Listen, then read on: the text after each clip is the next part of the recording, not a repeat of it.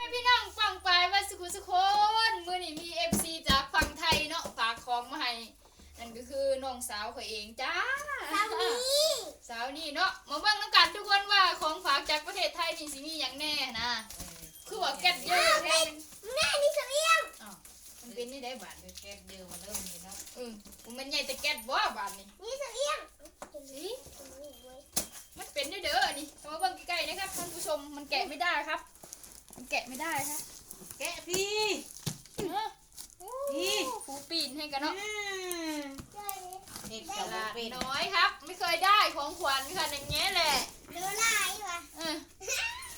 คนไม่เคยได้ก็แกะไม่เป็นค่ะทุกคน ขอบใจหลายเด้อจากฝั่งไทยได้นี่ทุกคนฝากมาตามรถเนาะมีผู้ใดที่อยากฝากมาถามโอ้โห ที่ไว้ไปค่าย ยางอีติ้วทุกคน ก็ช่วย นี่ อันนี้แมวเกิดมา โอ้ไปขายโรงเรียนดึกเลย ว้า ช่วยส ว บู่ มีแพ็คพร้อมทุกคนฝากมาจากประเทศไทยเนาะขับใจเสลีเด้อ อย่างเนาะอันนี้คือของดีเด้อครับอันนี้เด้อนี่ ไว้คลิป คลิปนะทุกคนหลายแฮง ว้าว กระเป๋า เอาเด้อ เอาเด้อ คลิปกัน เอาเด้อ เอาคลิป นะทุกคนหลายแฮงแล้วกันซื้อเกิบมาให้พร้อมทุกคนนี่เห็นบ่ซื้อเกิบมาให้พร้อมเนาะขอบใจหลายสำหรับของเกิบเนาะทุกคนแล้วก็อันนี้ก็เกิบเนาะทุกคนโอ้เนาะ โอ้ยเจ้ากระเด็นเนาะ อันนี้ก็เสื้อเนาะทุกคนโอ้ขอบใจหลายเนาะเสื้อหน่อยเนาะครับทุกคน มันยังนี่ ขอบใจหลายเด้อของใช้โอ้แล้วก็ป๋องเปล่าได้กินหลายวันเติมเนาะโอ้ยาใส่เจ็บคอนี่เอาให้บักติ่งกินแน่มันเจ็บคอฮะอันนี้เพิ่นว่าเห็นเอื่อยมาปลูกพักก็เลยซื้อพักมาให้ทุกคนในพักจากประเทศไทย เย้ได้มีแล้วกู โอ้ มีพอปูรี จะไม่ยังเนาะกระป๋อกกระแป๊กอันนี้นุ่งบ่อันนี้ยังเนาะของกินเลยโอ้เสียบตัวนัวเนาะแล้วก็มีทุกคนเพิ่นซื้อฝากมาให้ขอบใจหลายๆเนาะนี่ก็มี เอ้ยได้เครื่อง ยังขนาดขนมหลายๆเนาะ ในลายนู่นมาเนาะค่อยก็ได้เด็ด ว้าวอันนี้เสื้อผ้าทุกคน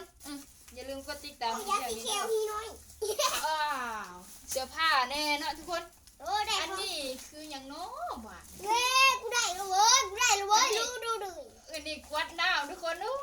คนหนามเขา ของลิ้นเล็กน้อย ตามภาษาเด็กน้อยนะแหละทุกคนเอ้ยโอ้วี อย่างเนาะอันนี้เนาะ วีแล้วว่ะ เบิ่งก่อนนะ เขาได้วี แม่นแปรงสีแขวเห็นแขวข่อยมันเหลืองนะเพิ่นก็เลยฝากมาให้ซื้อแขวสีแขวนะทุกคนเนาะขอบใจได้หลาย3 อัน4 อัน มาเอาแบ่งกันนะสิอ่ะ บ่ได้เอาเดียวได้ โอ้นุ่มเอานุ่มมานี่เด้อ ที่หูมาให้กัน เด้อทุกคนอันนี้เห็นว่า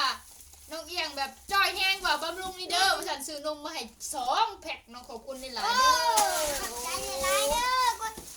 ดติดตามสาวเอียงนี่เด้อ โอ้ได้เครื่องหลายเนาะนี่เห็นน้องเอียงมักปลูกพันธุ์ปลูกนี้เพิ่นก็ซื้อมาให้ในพักในหยัง ขอบใจ ทุกคน ขอบใจ แล้ว เด้ ก็ อ มีเนาะแล้วก็นุ่งขอบคุณหลายๆนะแล้วก็ปองตา อะไรมันหักมาให้กู แล้วก็เกิดเอาใช่อันนี้ทุกคนอันนี้ก็เกิบเนาะ มึงนั่นแหละเลยอีคุณจะติ๊กกูมันหัก ของเนี่ยของเฮานี่ฮั่นอันนี้ก็ของเฮานี่ฮั่น จะติ๊ก เอาก็ของเฮาอันทาเกมแดงนี่แม่มันเป็นสติขอบเอาทุกคนมาเบิ่งกันหยาดกันน้องบุคคลบ่เคยได้เนาะไม่เท่ากับหลานเอาขอบใจที่หลายที่ท่านชมฟังเนาะขอบใจเพิ่นแม่คุณขอบใจเพิ่นแน่ ขอบใจเด้อ ฝากมาให้น้องเอี้ยวเนาะ เด้พ่อแม่โต ขอบคุณหลายๆสำหรับนุ่มสำหรับขนมเนาะได้กินแล้วแล้วก็เกิดถือพร้อมทุกคนโอ้ ให้หลายเนาะ ขับใจละลายเด้อสนี่แล้วบ้าแถวเอ้ย แปรงสีแก้วอะทุกคน ที่ซื้อเกิบมาให้นี้ โอ้อันนี้ก็ตัวมูตัวมิเนาะ โอ้ ค่ะ โห เนาะ แบ่งกันแบ่งกัน เบิ่งนี่เป็นหัวมึงเนี่ย เอาหนีดีพวกนี้นะ อืม เขาเจ็บหัวเหรอบอกโอ้